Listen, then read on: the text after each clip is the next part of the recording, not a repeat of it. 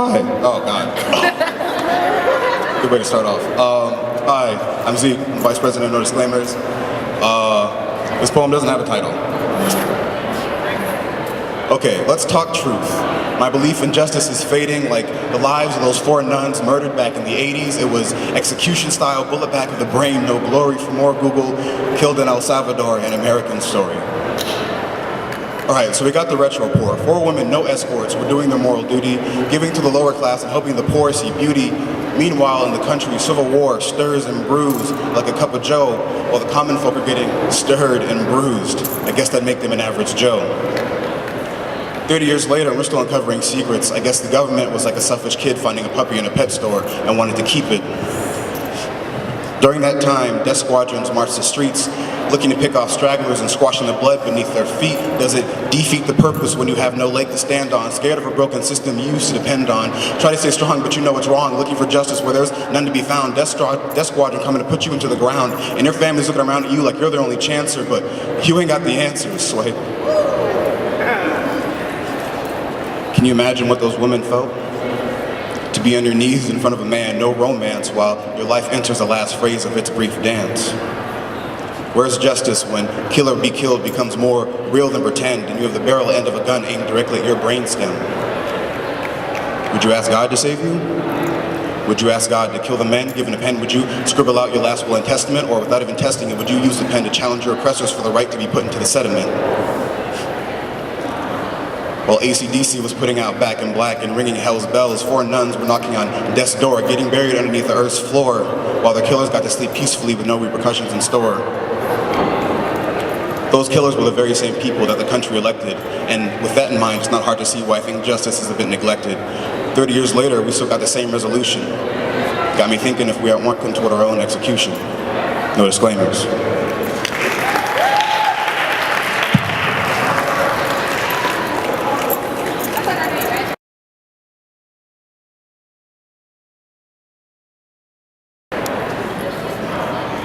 How y'all doing?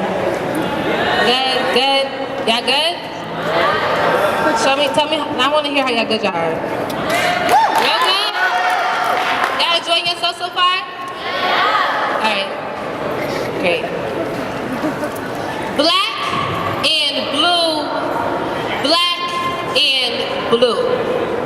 She says, why does the colors of my life consist of black and blue, but for some crazy reason, I still love you?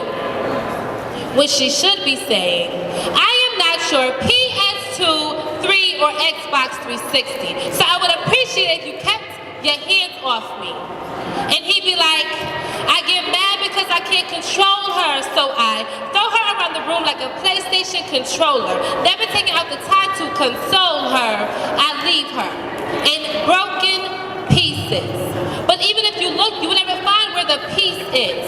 And she forgives him because she loves him. But love blindfolds her ability to judge his character. Visually impaired to the battle wounds that she bears, how could she possibly think that anyone else could care as much as him? His words pierce through her heart like a dagger. And every time I look at her in the face, I'm like, dag, her? You're supposed to be queen. You treating her more like a soldier rather than her king. And around the world, girls have the same problem. Just another dude who ain't got himself together. Thank you.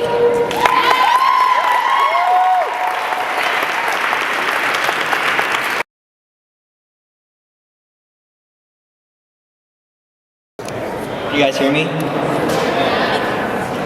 Dear rappers, she is suffering, muffled by the screams of your greed, drowned by the density of your liquor, suffocated by the exhales of your high. She is suffering, tired and weary. The very castle on which she was constructed on is being desecrated by the images you so-called entrepreneurs bring forth. Her pillars are being turned to crutches, limping to the bass line in which she used to breakdance to, where the vinyl in her turntable odds is being scratched to the point where she can no longer see, where the microphone to her voice is being spat on by ignorant MCs. She has been overthrown from her gorgeous graffiti-painted pedestal, and she is left there. encased in a plastic asylum, deemed sick but not ill, whipped with a price tag across her back and a 24-karat diamond noose around her neck, hanging from the top of a billboard for everyone to see. You have to understand, I love hip-hop, but there are aspects of it that sadden me, how most of these real G's throw money around like it's garbage, not realizing that it's 25% linen, 75% cotton making millions, not remembering the bigger numbers of 13, 14, and 15 making supercilious songs that don't contain words as big as emancipation, equality, and enfranchisement, still treating women as three-fifths human, forgetting that we, yes, us, are a whole, calling themselves real men. To Coltrane, MLK, and Malcolm X, they are just boys. Boys rolling around in their lavish toys, rocking steel chains and tight whips, not realizing that there was nothing hip, forgetting that their ancestors also used to rock steel chains and tight whips. They are like reruns to shows that I am tired of watching.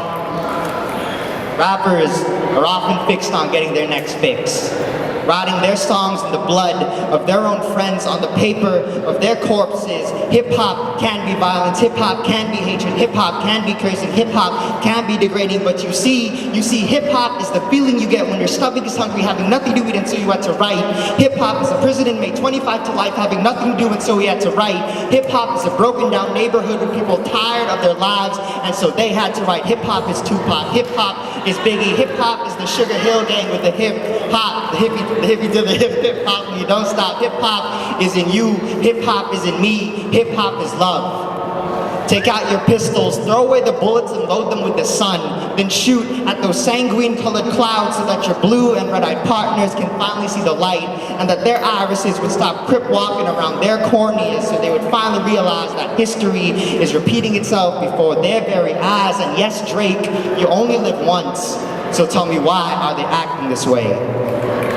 Hip-hop is a culture bounded by youth, political engagement, freedom, and scratched tongues of liberation. She has given birth to many, screaming a movement of dreams. And in the midst of the battlefield, paved with N-bombs and demeaning artillery, a deaf child walks the streets of his hood. Lost, she reaches out her hand and whispers in his heart, telling him that there is still hope. Thank you.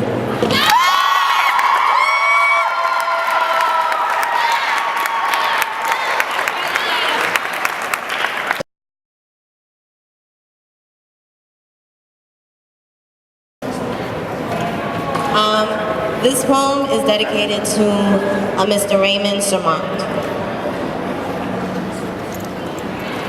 In the ER, there's little kids with weird cuts and bruises that are never really explained. Right now, there's a girl on the number 4 train. She's riding it around the Bronx because she doesn't want to go home. And then 13 blocks from there, there's a man with his lips wrapped around a whiskey bottle lying in his own vomit. They are lying. Devastation never hit the whole nation. It's made its mark like in the way grease pops over your skin and leaves those scars. It's not everywhere. It's scattered across the geography of your anatomy, and no one is doctor enough to heal it. In the ER, there's little kids with cuts and bruises that are never really explained. This art of protection, this oath to protect and serve was written in vain because I don't understand. If the precinct is 8 blocks away, why does it take an hour and a day to reach a shootout? They allow these structures to be consumed until every inhabitant, room, has been brought to its knees. Keys are useless now. They say in some neighborhoods it's music to hear these sirens sound because it means that help is coming. Here, help through the yellow belly of fear, ignorance and race has transformed itself into harm, and not one government official, politician, or senator has extended their arm to be a shield. Not one government official, politician, or senator has told the men in blue to peel back their hoods and reveal that it's always been white, and to rub the stereotypes out of their eyes like it's mason, to recognize the face of a child, to recognize a man, to recognize a woman, to stop breaking their billy clubs across the backs of my men, and to be a man that is willing to help another man. I don't want to give my child a speech about how to approach an officer, because that time could be used to remind him to tuck in his shirt, to fix his tie, to tie his laces, to take every opportunity this life has to offer. I don't want to tell him that he has a countdown on the back of his neck like a bomb and die hard. I don't want to tell him all these tips about how to move his hand from glove compartment to ID card. I just want to have the sex talk with him, and that's it. I want him to have the chance to be a little black boy before the men in blue paint him red or turn him into a convict. It's a wasteland, you know. There is no help, there is no shielding. No one really took the goddamn oath. The scanner is broken. Or maybe it's the mind of the token black kid in that Disney friend group, or white fraternity that thinks he's gonna be treated like everyone else in the gang. It's ripping, everything is falling. It's falling because we heard the record break years ago. Help is here, help is coming, help is here, help is coming. That may very well be true, but if help ain't coming to protect little black faces like mine, what makes you think help is really coming for you?